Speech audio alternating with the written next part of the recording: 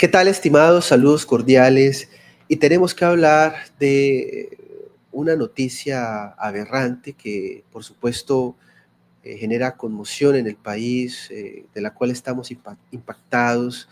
Leía recientemente esta nota sobre un caso en Colombia de cambio de género, una menor que fue sometida a todo tipo de vejámenes, aberraciones, eh, que fue manipulada, ¿no? Pensemos en que pues, los jóvenes no pueden votar, no pueden tomar alcohol, no pueden firmar un contrato, pero supuestamente sí pueden alterar su cuerpo, realizarse cirugías irreversibles, bloqueadores de pubertad, etcétera, ¿no? Es este caso de Laura, que pues por supuesto ya hay una demanda en curso, ya hay denuncias en curso, y que estos procedimientos fueron realizados por la Fundación Valle del Lili. Estamos hablando de una de las mejores clínicas de toda Latinoamérica y que por supuesto a nivel ético hoy y médico, porque incluso pues los abogados consideran, de acuerdo a los estándares internacionales, que nada de estos procedimientos debió realizarse en esta menor, pues está por fuera de todo límite, ¿no? Jonathan nos acompaña, también ha sido protagonista, ha estado pendiente de este caso, ha estado trabajando con el equipo jurídico, ha acompañado este proceso a la menor, a la familia. Así que Jonathan, un saludo y bienvenido. Gracias, Alejandro, por este espacio, por poder hablar de este tema, un tema tan importante. Y creo que hay que empezar desde el principio y es quién hizo esto, ¿no? Este procedimiento lo hace la clínica El Valle del Lili en el Valle del Cauca, que queda al sur de Cali. Yo he tenido la oportunidad de estar ahí. De por sí, cuando uno entra a la clínica y uno le pregunta a ciertos funcionarios que dónde queda valga la redundancia, la clínica de género, no te saben responder, pero ahí en los puntos de información te envían a pediatría. O sea, la clínica de género en Valle del Lili está en pediatría. Si usted lleva a un niño suyo allá a pediatría de la clínica del Valle del Lili, va a estar un señor que se llama Mario Angulo, que es el pediatra, el jefe de esta clínica, el director de esta clínica, que normalmente atiende estos casos. Entonces, ahí te hablan de bloqueos de pubertad, te hablan de hormonización cruzadas, entre otras cosas. Y yo creo que hay que hablar primero de esta clínica, que es quien realmente está haciendo estos procedimientos. Ok. Y vamos a compartir entonces un video, Jonathan, para tener una idea y ya vamos con los detalles. Hablamos ahora de la primera clínica de género para niños y adolescentes creada en Colombia. Una iniciativa que puso en funcionamiento un equipo de médicos integrados por psicólogos, están endocrinólogos, pediatras, cirujanos plásticos, que genera cierta polémica. El centro médico funciona en Cali, al occidente del país, en la Fundación Valle del Lili. Los especialistas aseguran que el objetivo principal es ayudar a cientos de padres cuyos hijos no se identifican con el género que nacieron. Un tema que, según destacan los expertos, no tiene nada que ver con la homosexualidad. El trastorno de identidad de género es un conflicto entre el sexo físico real y el sexo con el que una persona se identifica, y aterra hoy a muchos padres de familia que realmente no saben cómo manejar esta situación. En Colombia, un país que ocupa la tercera posición de Latinoamérica y la séptima en el mundo por el número de fieles católicos, hablar de esta situación es prácticamente un tabú. La clínica, que tiene sede en la Fundación Valle del Lili de Cali, fue creada según sus directivos para resolver problemas médicos de pacientes en todo el país. Está conformada por psiquiatras, psicólogos, endocrinólogos, pediatras, cirujanos plásticos y genetistas, entrenados en temas de género. Es simplemente una respuesta a un problema de salud en el cual las personas que tienen una identidad transgénero que no son bien atendidas, que son reprimidas, presentan unos altísimos índices de suicidio, de automutilación, de depresión, de ansiedad, de drogadicción. El servicio de la clínica está enfocado para la atención de problemas de género en niños y adolescentes. Desde muy temprano en la vida se pueden empezar a manifestar este tipo de situaciones, y en ese momento, si la familia tiene dudas con respecto a lo que está pasando con su hijo o hija, pueden venir a buscarnos para nosotros poderles ayudar. Los especialistas de la clínica de género deben cumplir con una guía de manejo para garantizar la correcta atención de los pacientes. Para eso nos hemos entrenado, para poder identificar cuáles son los casos reales de transgénero, mediante todo un proceso formal y muy profesional y juicioso por parte de nuestro psiquiatra y nuestra psicóloga, en el cual se va a poder definir y responder esa pregunta. Se trata realmente de una identidad. Esto nos va a permitir decir bastante porque Sí. el psiquiatra de hecho fue como el peor de todos, ¿no? Sí. Bueno, y transgénero hay o se varios trata de alguna temas. No, hay varios temas que yo creo que hay, o no sé si Podemos lo quieres dejar, dejar no, rodar más, pero hay algo fue, que él dice, que dice el video. Bueno, dale, dale. no, que en la adolescencia fue pues, hormonizada, bloqueada en su Ujú. pubertad, la llevaron a cirugía, fue mutilada, hoy carga con esas cicatrices, con el dolor, una medicina al servicio de la ideología, no al servicio de la ciencia, ¿no? Y por esto, bueno, eh, hoy hay una demanda en contra de esta fundación, en contra de estos supuestos profesionales, porque los procedimientos fueron repletos, se llevaron a cabo llenos de irregularidades en este supuesto tratamiento de cambio de sexo, ¿no? Como le llaman ellos, afirmación de género, ¿no? Ujú. Correcto. Y mira que algo que decía este video es que ellos tienen claro que esto no tiene nada que ver con la orientación sexual. En el caso de Laura, que es quien coloca la demanda, obviamente apoyada por la Fundación Nueva Democracia, ella no tenía, digamos que temas de orientación sexual, era una persona heterosexual. Pero digamos que en el transcurso de su vida, y cuéntala todo lo que hemos podido hablar con ella e investigar, es que ella de muy niña fue abusada por una empleada del servicio. Al Sí. ser abusada por la empleada del servicio, mientras va creciendo, va sintiendo como una especie de, no sé, se podría decir como rechazo. Rechazo o Sí, miedo a ser mujer, ¿no? Ella, exacto. al ser Y abusada por una mujer, ella dice como yo no quiero ser una mujer, ¿no? Es un poco como ese miedo a ser mujer. Eh, exacto. Y ahí ella empieza a vestirse como hombre.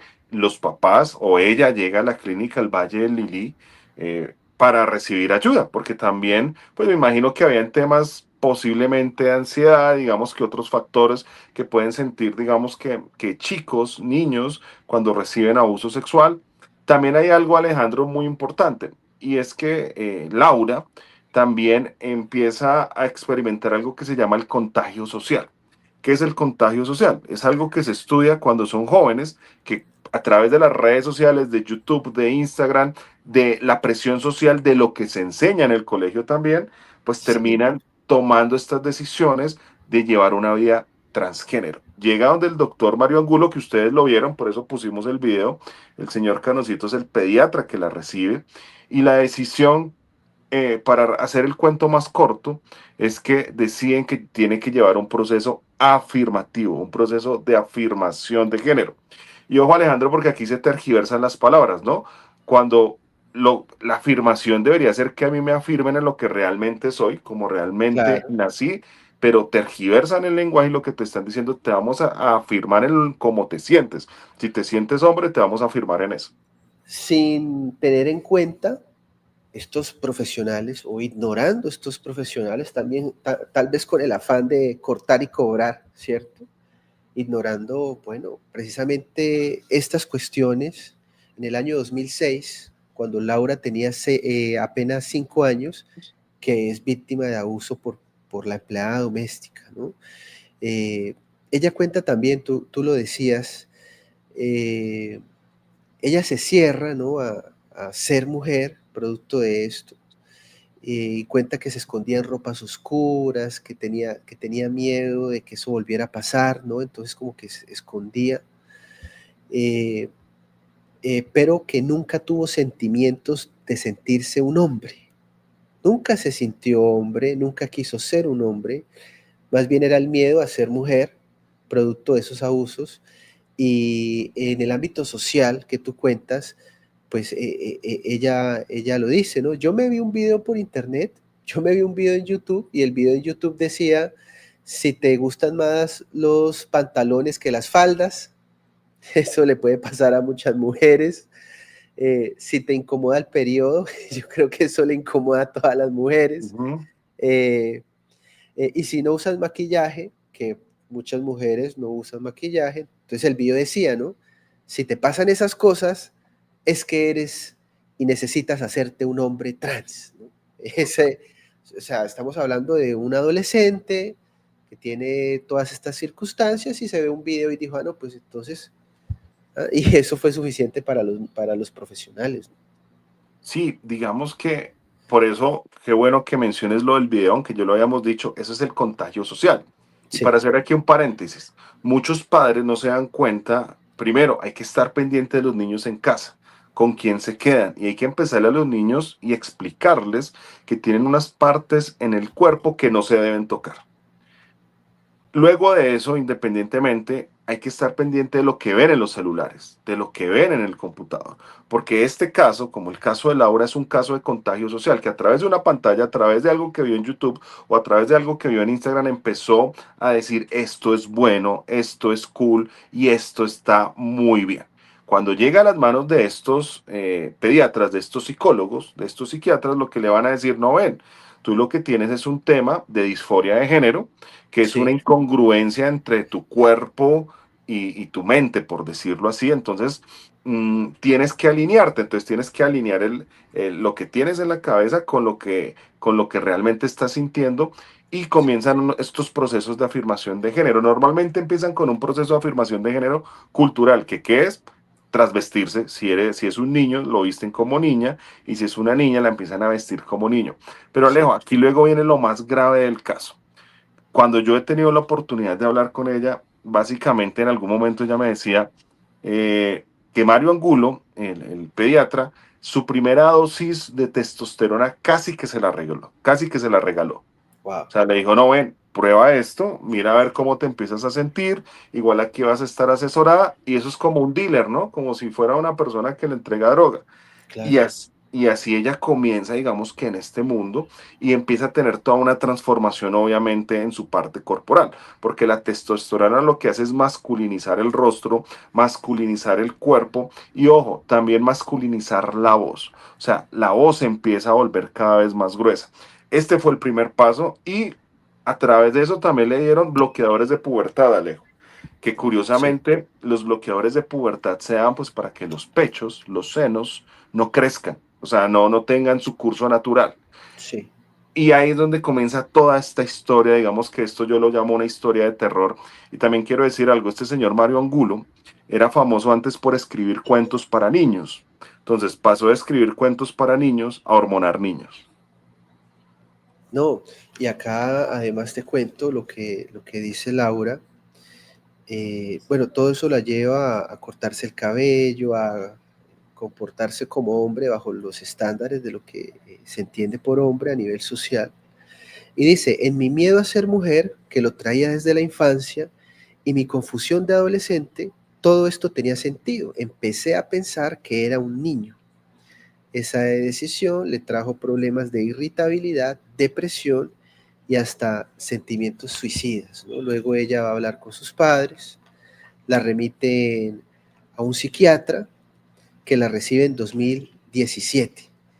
Y es ese psiquiatra el que mencionas que es el que comienza a generar ruido, ¿no? En todo este expediente, porque ese psiquiatra ignoró toda esa historia que hemos contado de abuso, la ignora por completo ese episodio, ni siquiera lo registra en su historia clínica, y en cambio él dice, ah, sí, usted tiene depresión, tiene disforia de género, por lo tanto vamos a comenzar a hormonizar, ¿no? Te diagnosticamos con disforia de género, no abordan los episodios previos de abuso que había sufrido y comienza el tratamiento médico, ¿no? Ahí dices algo muy importante y es algo esto es, digamos que un discurso y además es un libreto muy claro. Ellos empiezan a decirte, como estos niños siempre llegan con ansiedad, con ganas de suicidarse, muchas veces le dicen a sus padres, venga, este niño se quiere suicidar. Si usted no le hace un proceso de afirmación de género, este niño se le va a suicidar.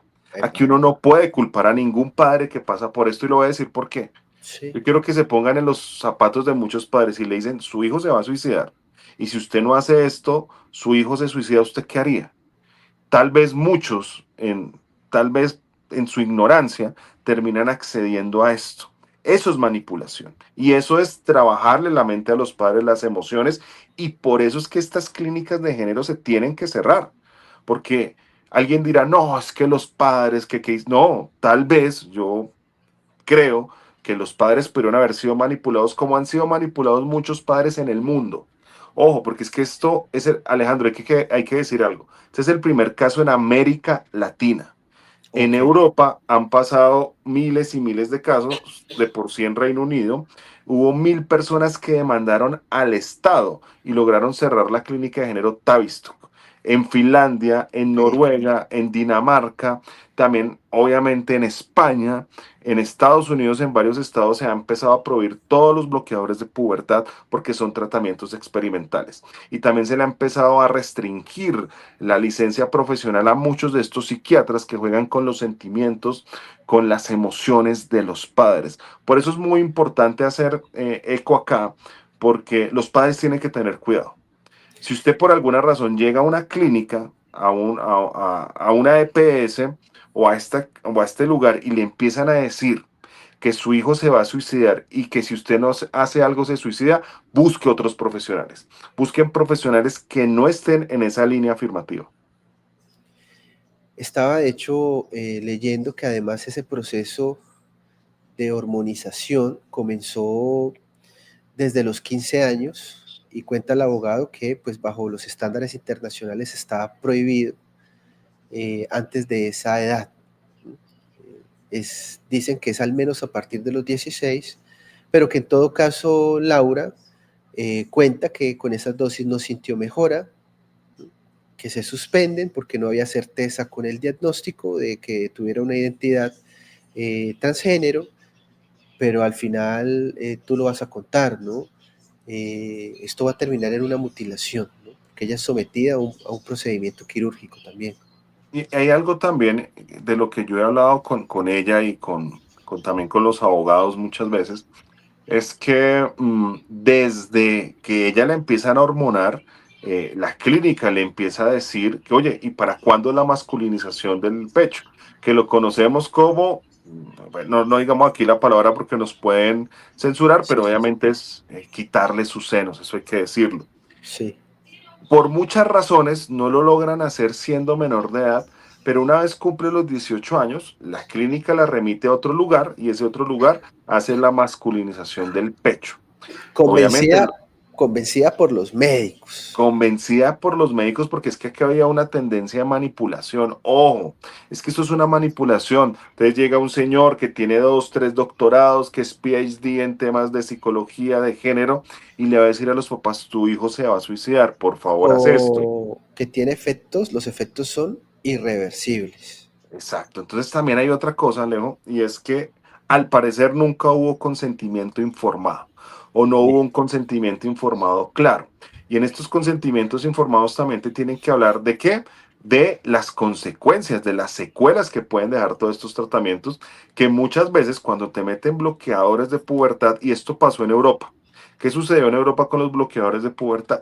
Que muchos menores terminaron con huesos de cristal, o sea que se podían partir fácilmente, sobre todo los chicos. Por eso es que muchas personas en Europa, en Reino Unido, empiezan a demandar las clínicas porque pasan los años ya siendo adultos, empiezan a tener esos problemas. Y otra consecuencia es la esterilización.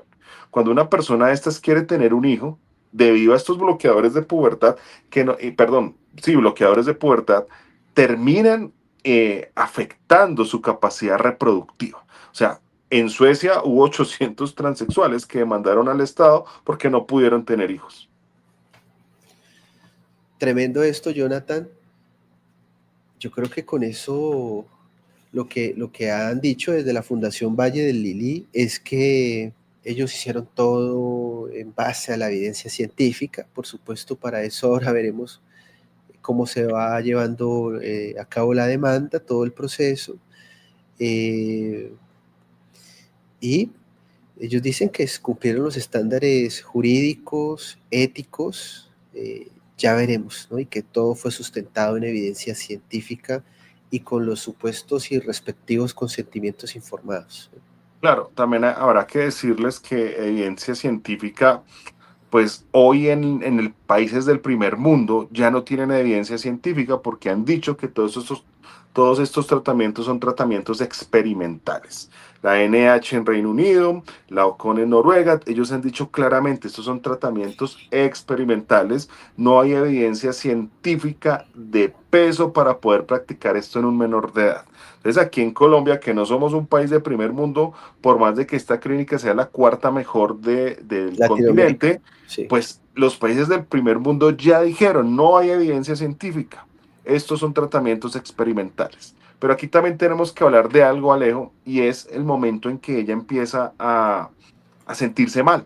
Porque aquí también hay un retroceso, digamos que en estos tratamientos, que es lo que logra pasar cuando una persona se da cuenta que cometió un error, que la engañaron, que la manipularon y que acabaron con su inocencia. En pandemia, Laura empieza a reflexionar y se da cuenta que ella no era eso. Como tú ya lo habías dicho antes, ella Sí, no es que tenía sentimientos de niño, sino que a través del contagio social, a través de la manipulación psicológica, psiquiátrica y demás, empieza a hacer un proceso de transición. O sea, empieza a dejar la hormonización. Lo que ella me ha contado siempre es que cuando llega ese momento la empiezan a buscar de la clínica porque, ojo, ella al parecer iba a ser el primer caso de éxito de esta clínica. desesperados, Tal vez desesperados. fue la primera niña que atendieron. Entonces se Sí, desesperan que cómo así, que qué pasó, en fin. Y ella dice, ok, no quiero saber nada más de ustedes, comienza su proceso de transición, como lo dije antes, ella no era una persona lesbiana, sino heterosexual, empieza a recuperar su corporalidad femenina al dejar las hormonas, gracias a Dios las dejó a tiempo, porque hay momentos donde muchas personas, esto se sí, vuelve irreversible, se daña su voz, ella logró salvar muchas cosas porque lo hizo a tiempo, y eso fue o sea, eso es lo que hay que celebrar que gracias a Dios logró hacerlo a tiempo y también sus padres lograron entender que aquí había un engaño. Entonces eso es importante también contarlo. El año pasado, Alejo, nosotros hicimos unas marchas en Colombia contra la circular de afirmación de género de la Superintendencia de Salud de Luis Carlos Leal de este gobierno Petro, que empezó a decir que a los niños se les podían hacer procesos de afirmación de género desde los 3 años. Cuando hicimos toda esa bulla, cuando hicimos todo ese activismo, logra llegar Laura, digamos, Laura me empieza a buscar, me escribe al Instagram y me dicen, mire, me está pasando esto que veo que está sucediendo en Colombia, no quiero que vuelva a ocurrir porque a mí ya me pasó y no quiero que hayan más niños involucrados en estos tratamientos, quiero alzar la voz, quiero hablar y quiero obviamente demandar esta clínica. Ahí yo busco a la gente de Nueva Democracia, que son los que aparecen en este sí. artículo, y ellos dicen, listo, nos ponemos la 10, vamos a sacar este caso adelante, y la semana pasada se logró radicar la demanda por mala praxis, y eso es muy importante decirlo, pues la mala praxis, pues ya más o menos la hemos dicho aquí en este espacio. Muy bien. Pues Jonathan, agradecerte por siempre estar al pendiente de estos temas sobre la familia, la niñez, el cuidado de los menores, eh, sobre cómo pues, quedan en evidencia estas agendas, estas ideologías que se alzan por encima de la ciencia, donde pretenden convertir, ¿no?, lo bueno en malo, lo malo en bueno. Así que agradecerte por ese acompañamiento, por esa labor que has seguido dando durante tantos años, ¿no?, por la causa de la vida, de la niñez y de la familia. Y gracias, y bueno, vamos a estar acá muy atentos a ver cómo se va desarrollando todo esto. Es el primer caso, pero ya sabemos cómo se mueven estas agendas y que no van a parar aquí. Nosotros creemos que después de este caso van a venir más. Van a, personas van a levantar la mano. La Clínica Sí, del Valle de Lili, te puedo decir que yo tengo un derecho de petición donde ellos han atendido más de 80 menores en todo el proceso. Yo creo que han sido más, porque además esta clínica asesora a todas las otras clínicas del país en este tema. Y esto es una locura porque los asesora técnicamente y hay muchas clínicas, por ejemplo el Hospital San José aquí en Bogotá lleva tiempo haciendo esto y lo que nosotros creemos es que van a empezar a salir más casos. Y les quiero decir algo, si hay más casos los vamos a apoyar, vamos a estar muy bien. haciendo lo que sea posible para que se haga justicia. Vamos a hacer toda la tarea como la hemos hecho en activismo y fuimos tendencia todo el día. Entonces yo creo que y vamos a seguir siendo tendencia.